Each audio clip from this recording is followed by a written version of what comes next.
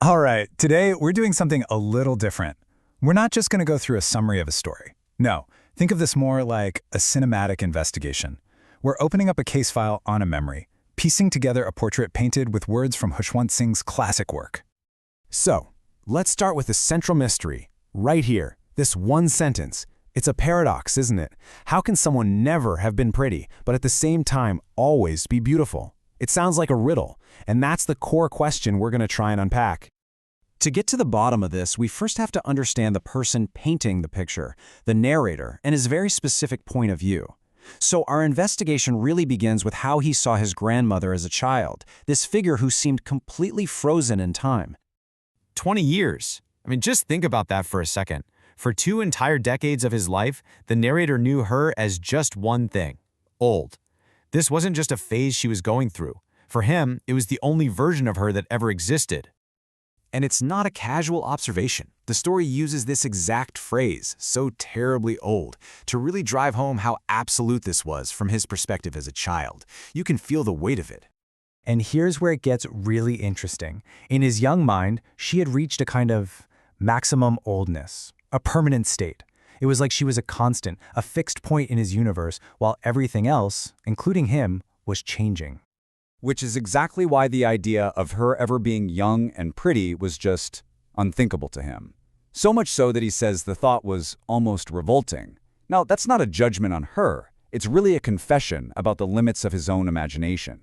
The entire portrait we're looking at is painted through this very specific lens.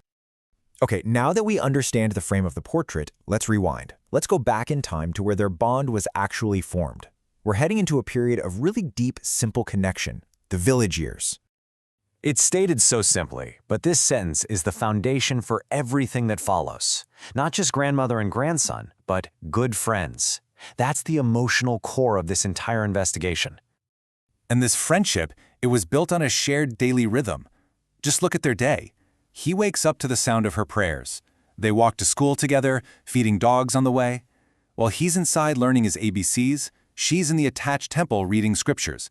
Their lives were completely, beautifully intertwined. But, as you know, every story has a turning point. And in this portrait, the change of scenery from the quiet village to the bustling city, well, it casts a long shadow, and it brings with it a new kind of silence.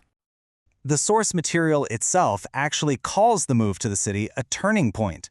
This is the exact moment the brushstrokes in our portrait begin to change.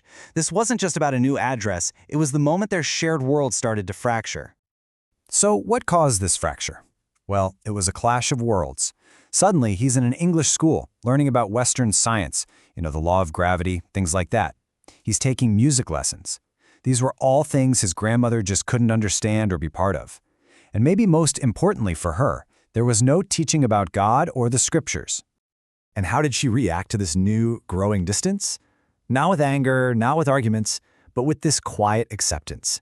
She retreated into her own world, a world made of the spinning wheel and constant, silent prayer. She accepted her seclusion with resignation. And that distance just keeps growing, which brings us to the next key scene in our investigation, the day he leaves to go to university abroad. It's a farewell that's defined not by what was said, but by everything that wasn't. So picture it, there at the railway station. There are no big emotional goodbyes, no tears. She is physically right there, but her focus is completely inward. Her lips just kept moving in prayer. And it wasn't just some robotic habit. Her entire being, her mind, was completely immersed in that prayer. She was in her own sacred space, even while standing on a noisy, crowded train platform. And then, this one single gesture breaks through.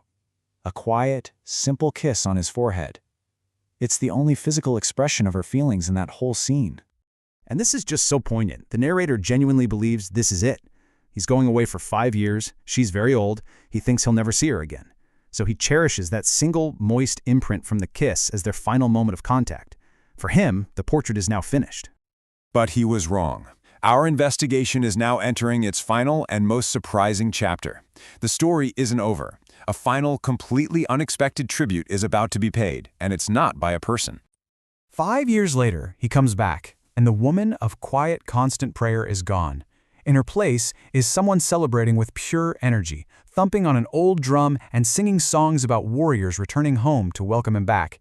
It's a complete break from her character. And this is the key piece of evidence. That evening, the evening of celebration, was the very first time in his entire life that she did not pray. This one single act of pure worldly joy was a sign of a monumental shift right before her end. And now we come to the revelation of our investigation. After she passes away, something incredible happens.